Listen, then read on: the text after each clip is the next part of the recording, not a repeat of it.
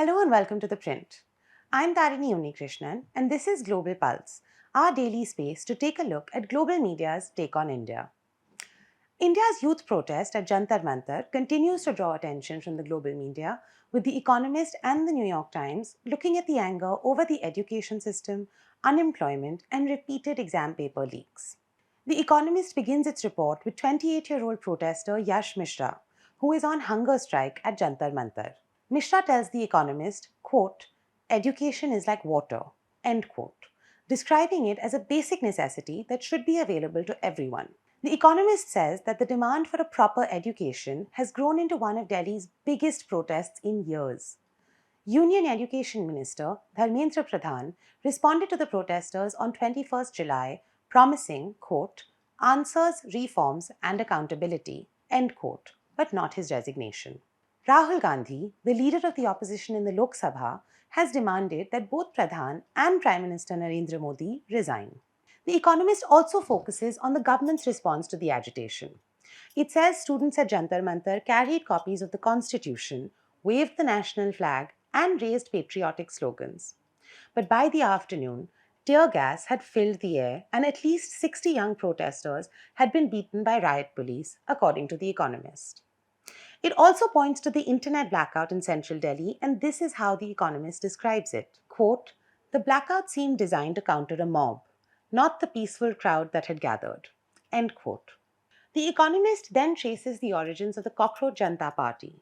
It says that the CJP began as a satirical online meme in May, after India's Chief Justice appeared to compare unemployed young people to cockroaches. But the joke soon turned into a political movement demanding Pradhan's resignation.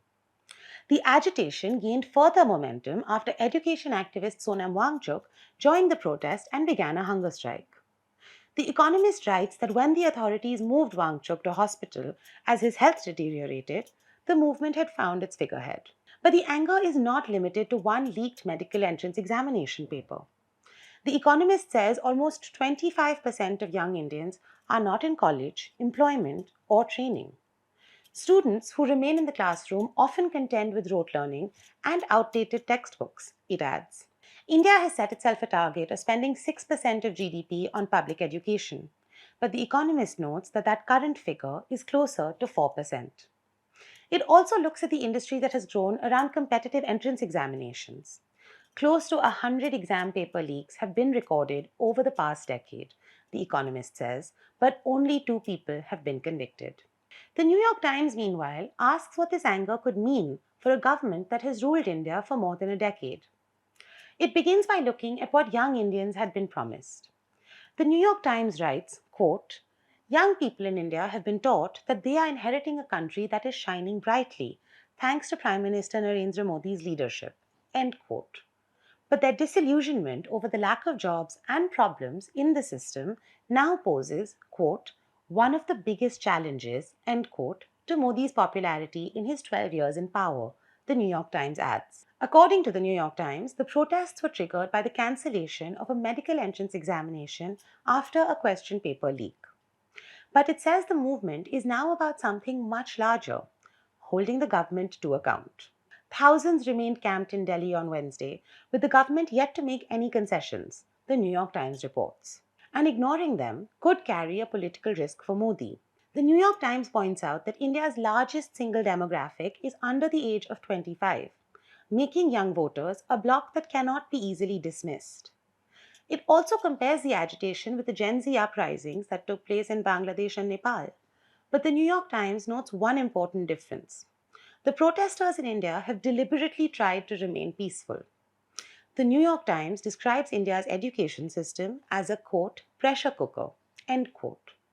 Students spend years preparing for competitive examinations, it says, but face too few college seats and later too few jobs that match their qualifications. Nearly 40% of graduates between the ages of 15 and 25 are unemployed, according to a 2026 workforce study cited by the New York Times. It also cites National Crime Records Bureau data showing that more than 14,400 students died by suicide in 2024. Prime Minister Modi has not spoken publicly about the protests, the New York Times notes. It says even his indirect acknowledgement of concerns over the examination leak during an internal meeting was unusual. Political scientist Ashutosh Varshney tells the New York Times, quote, "The government has lost the first round," end quote. He says that the attention around Rahul Gandhi's detention has given the opposition an unexpected lift. But the duration of the protests will determine whether Modi can, quote, "overcome this moment," end quote. And finally, the Financial Times is looking at an unusual fuel shipment from India to Russia. The Financial Times reports that Russia is set to receive petrol from India after Ukrainian drone strikes damaged its refineries and cut its domestic refining capacity by about 40%. A tanker carrying 42,000 tons of petrol from the Vardina refinery in Gujarat is due to reach Beloy More, an oil terminal in northern Russia. The Financial Times says it appears to be the largest single batch of imported petrol Russia has received since the fuel crisis began. But it is the route taken by the fuel that makes the shipment particularly striking. The Vardina refinery is owned by Nayara Energy, in which Russia's state-controlled Rosneft holds a 49% stake. And more than 90% of the crude processed at the refinery in 2026 came from Russia, according to the Financial Times. This, the Financial Times writes, adds to, quote, "the irony of refined Russian crude flowing back from the country that has become its main seaborne importer since 2022," end quote. Nayara told the Financial Times, quote, "It has neither sold nor has any plans to sell fuel to Russian companies," end quote, and remains committed to supplying the Indian market. The Financial Times describes the shortage as Russia's worst fuel crisis since the collapse of the Soviet Union. It says petrol sales have been restricted in some regions, while people elsewhere have queued for hours or even days. Around 50 million Russians have been affected, according to the Financial Times' estimate. Belarus has also increased petrol supplies to Russia.